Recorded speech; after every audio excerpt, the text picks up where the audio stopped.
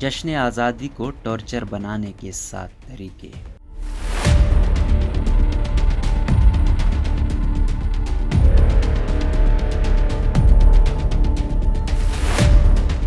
पाकिस्तानी कौम बड़ी मुनफरिद कौम है और उनकी अंदाज़े जुदागाना देखना है तो मुश्किलात के वक्त उनकी तफरीह का अंदाज देख लें। कौम पाकिस्तान का हर मुश्किल और आसान मौके पर इजहार का अंदाज बहुत मुख्तलिफ और अजब होता है, चाहे मौका खुशी का हो या फिर गम का। ये कौम इससे अलग ही अंदाज में नबरत आजमा होती है। कौम का अंदाज जश्न भी बड़ा निराला है, इतना कि वो जब जश्न मनाते हैं तो बहुत से लोगों के लिए वो अंदाज़ जश्न सकून कश और टॉर्चर साबित होता है। पाकिस्तान के लोगों के अंदर और उनका अंदाज़ जश्न मुनफरिद ज़रूर है, मगर ये बहुत से लोगों के लिए तकलीफ़ का बायस भी बन जाता है। जानिए कौन से अंदाज कब अपनाए जाते हैं जो दूसरों को तकलीफ पहुँचाने का बायस बनते हैं। बड़े बड़े चीनी बाजे। 14 अगस्त को घरों में झंडियाँ लगाना और झंडे लहराना खूबसूरत तरीन अमल था जो अभी भी जारी है, मगर न जाने कौन वो शख्स है जिसने बड़े बड़े कान फाड़ बाजे जश्न के नाम पर मार्केट में मुतारिफ करा दिए हैं। जो बाजे मैचों के दौरान तमाशाई बजाते थे वो 13-14 अगस्त को हर गली मोहल्ले में बजने लगे हैं और ऐसे बजे के सुनने वाले के कान सुन हो गए। ये बात समझ से बालातर है कि जश्न मनाने के लिए क्या बेहंगम शोर शराबा करना वाजिब है। खुशी के मौके पर हवाई फायरिंग।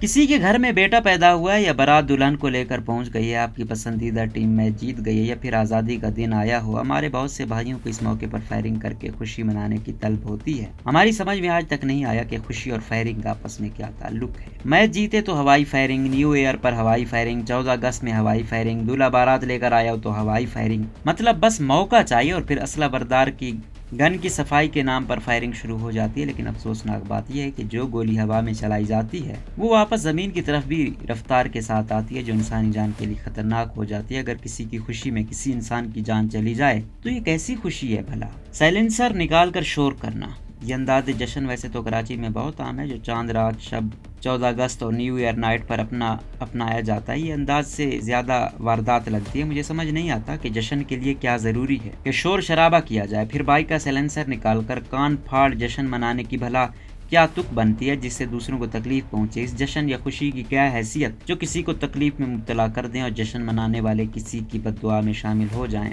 One wheeling. पाकिस्तान के कुछ नौजवानों को वन व्हीलिंग का खौफनाक शौक है और अक्सर ये शौक जश्न के मौके पर बजाया लाया जाता है। इस अंदाज जश्न को देखने वालों का कलेजा मुंह को आ जाता है, मगर करने वाले अपनी मस्ती में मगन होते हैं। यह अमल करते हुए अपनी माँ बाप के बारे में भी नहीं सोचते जिसने इनको पाल पोस के बड़ा किया होता है। यह अमल इंतहाई खौफनाक है और अब तक ये अमल करते हुए सैकड़ों नौजवान या तो अपनी जान से हाथ धो बैठे हैं या फिर माजूरी का शिकार हो गए हैं। जश्न के नाम पर खवातीन से बदतमीजी।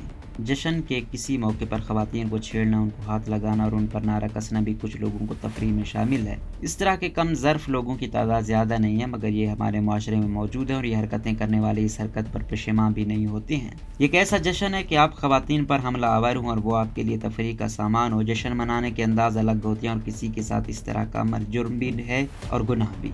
रात भर पटाखे फोड़ना। माना कि आपका मुल्क आज़ाद होने की बड़ी खुशी है, लेकिन थोड़ा सा मोहल्ले वालों का भी ख्याल रख लें कि मुमकिन है उन्हें पटाखों और धमाकों से कोफ्ता होती हो। आज़ादी की खुशी में लोगों को शरीक करने का ये कौन सा तरीका है कि उन्हें अजियत में मुब्तला कर दिया जाए। आधी रात को भारी स्पीकरों पर मौसीकी बजाना। क्या आपको एहसास है कि करीब के घर में किसी को सुबह सवेरे उठकर काम पर जाना हो सकता है, किसी माँ ने बड़ी मुश्किल से बच्चे को सुलाया है, कोई बीमार है जो 2 लम्हे सुकून के चाहता है, क्या पता है किसी के घर में फौतगी हुई हो और वो इस मौसीकी सुनने के मूड में ना हो।